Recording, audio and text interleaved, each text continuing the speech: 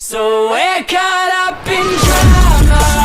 Everybody's talking, everybody's talking. We're caught up in problem. Everybody's talking, everybody's talking. Hi guys, today we're going to be showing you how to make our homemade orange chocolate and vanilla caramel sponge cake. What you are going to need is 125 grams of butter or margarine, 125 grams of sugar, caster sugar, 125 grams of self-raising flour, 2 medium eggs, a bar of chocolate of your choice, and a whole orange. How you do that is by separating the peel from the orange. It will look something like this. Well, he forgot to tell you that what you're going to need as well is some vanilla extract, that's that, yeah, and some caramel drizzle. You don't have to use that, but we choose to. You're going to need to turn the oven to gas mode 4 or 350 Fahrenheit or 180 Celsius depending on what oven you have. If you're a child, please get help from an adult because I don't want you to burn yourself because you could, really hurt yourself there. We need a baking tray. I've got a disposable one. Or you could get a real one if you don't have a disposable one. Just anything like this. Right, what you need to do is by getting your butter and your sugar, mixing them together until they are quite pale. You can use an electric hand mixer if you want, but if not, then just do your best with a whisk or a fork if worst comes to worst.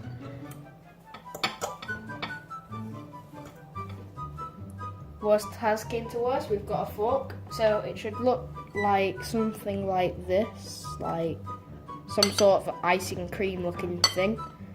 So that's like the kind of consistency it should have. Yeah. And then what you're going to do is you're going to get your eggs and you're going to stick those in there as well. Careful not to get any bits of shell in there. I'll take this one off the horse. Okay, so just tap it on the thing. As long as there's a little crack in the egg, you can just put your fingers in, separate it. Okay, that didn't work. That didn't work either. Alright, there we go. And that'll be because he usually gets me to do his eggs, you see. Shh, don't tell him that. Egg.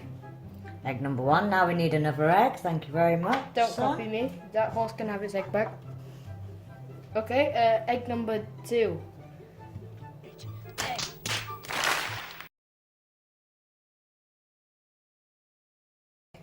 Okay, that didn't work either. Egg! Ah!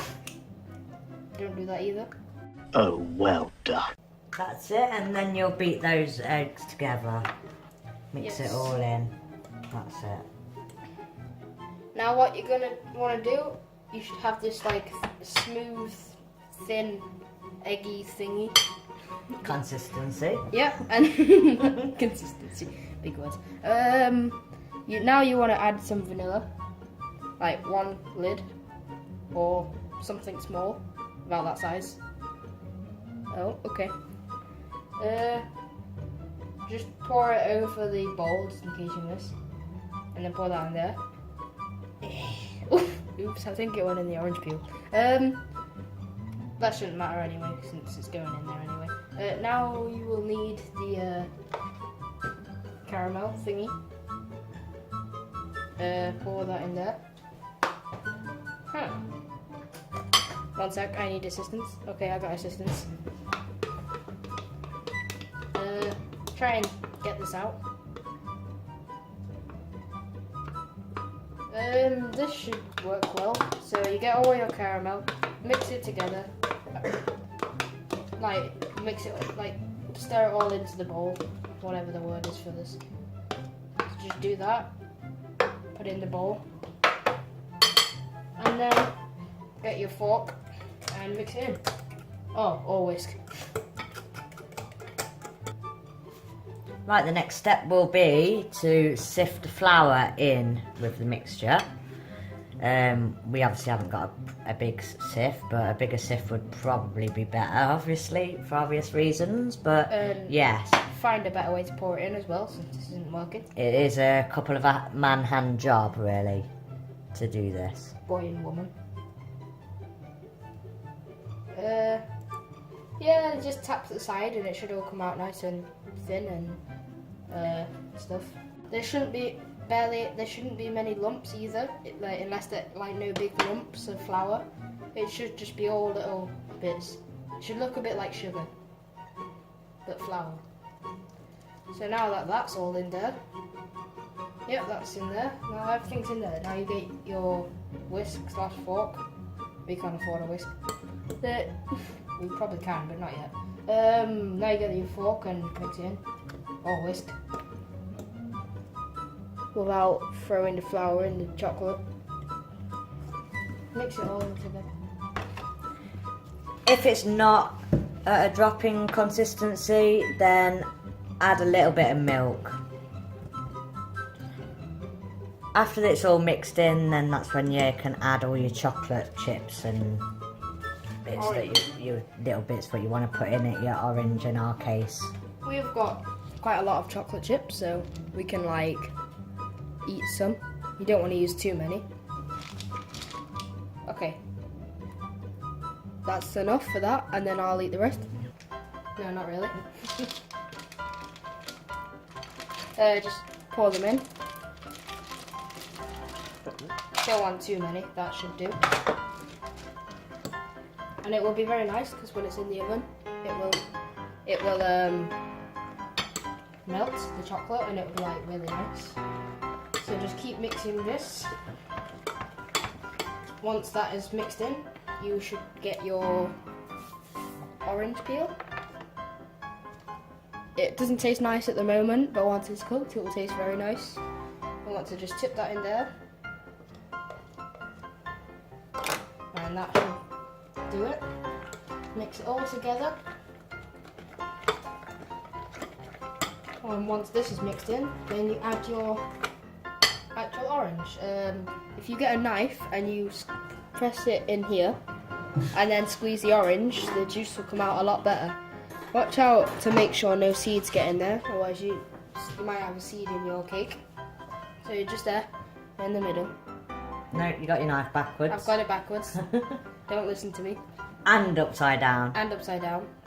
In fact, this is a bit of an adult's job. Yep. So if you'd like to get your parents to do that, that might be a bit better, because it is a bit dangerous. If you do slip, you could actually cut yourself.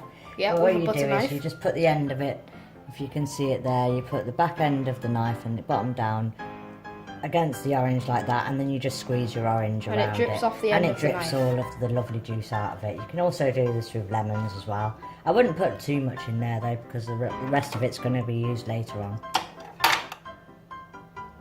She forgot to mix it in, so you just want to mix this in so it's nice and cakey. Should look about like that, so like that, dropping off this thing. That's cake mixture. Yeah. What we're going to do is pour this stuff into here, so I will pause it when we have some more space. Okay, you might want to roll up your sleeves for this, just in case you get it, if you have a long sleeve thing. So just do that, okay, and now you want to get this, that is a fork. You want to get a spoon, and grab this and just tip it into the box thing, tin thing. Just get lots and lots of it. And this is where your cooking partner should come along, really, and give them a hand. So then it helps then, because it takes two people really to be able to pick that heavy bowl up and get that in there. Yep, very heavy bowl. So that's why it's always good to work as a team. We don't want too much in it because it will rise, don't forget. Do you want to use your spoon? And also, to flatten it out a bit more, if I put this in here now, we can take this. If you want to, just pick it up and then drop it like that. And just keep dropping it and it will flatten out. And now look, it's nice and flat. Right, now that's ready to go. Sorry, you nearly fell over there. Right, you right there, son? You alright? Yep. Yeah, right, great. Always make sure the floors are not slippy as well. Make sure you've got suitable shoes on and stuff in the kitchen. I have no shoes. So. As I was saying, that will now go in the oven for 20-25 minutes until about golden brown. If it is disposable, like cardboard or paper or whatever it is, you might want to put it on a baking tray so it doesn't set on fire. Okay, she is also a great mother. She laughed at me when I was about to fall over. Put the tray with the cake in it about in the middle, the center of the oven. In fact, no, quite, in the middle, yeah. You don't want too much heat, otherwise it will like burn. So yeah, the middle is about perfect. Turn on the stove while you've got a pan here. So the cake is just cooling. So now you turn this on, just so it's hot, basically. And then you get some water. I've just boiled the kettle. Well, my mum has. You pour it into here. So that would make a lot of steam, so stay clear of the steam. Just pour it all in. Depending on how much you put in the kettle. Just fill it up basically. And it is the steam that will melt the chocolate. So put this, just get like a bowl or glass Pyrex bowl or metal, just anything that can go over the pan. And then you want to get your chocolate and you want to just pour it out over the top, and the steam will heat up the bowl and the chocolate will start to melt.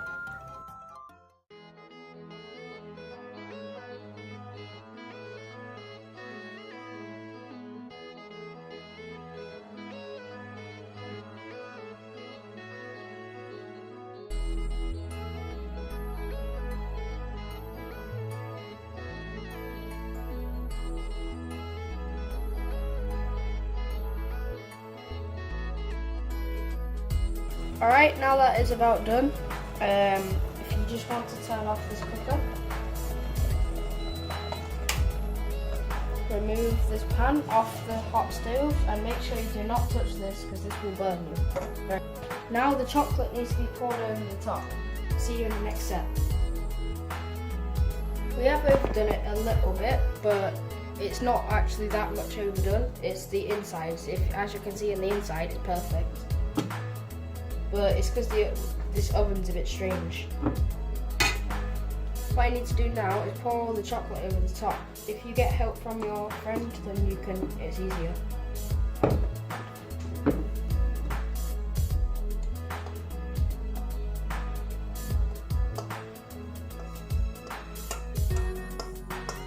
All around.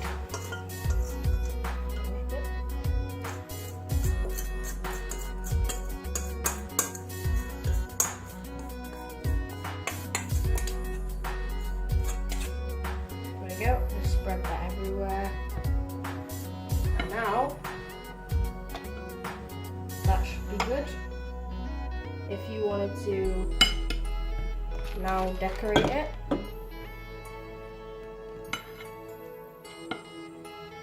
okay, that's enough decorating. Nope. Just put a few chocolate of like the leftover chocolate chips everywhere. If you've ate them, that's okay. If you have more, that's even better. Just get all the chocolate, like some chocolate chips and some orange. Right, just put a few orange slices on the cake. They will slide since the chocolate is still melted. So just decorate the cake and it will be very nice. Still. Make sure it's not sliding down the cake.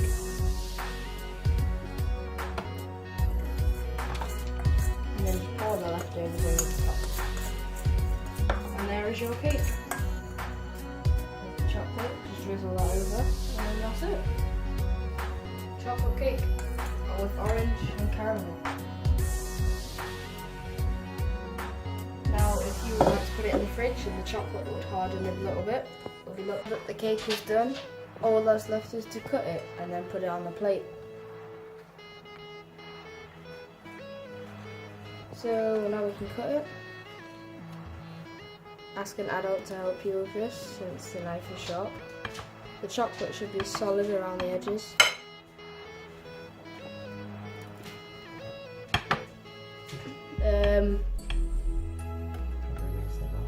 It's just a bit hard to get it off the bottom since there's still cardboard on the bottom. If you have a disposable baking tray, I'd advise you to take off the cardboard first. So just put it onto the plate.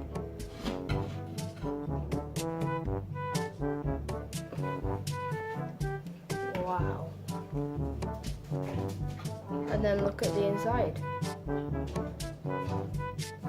Looks really tasty.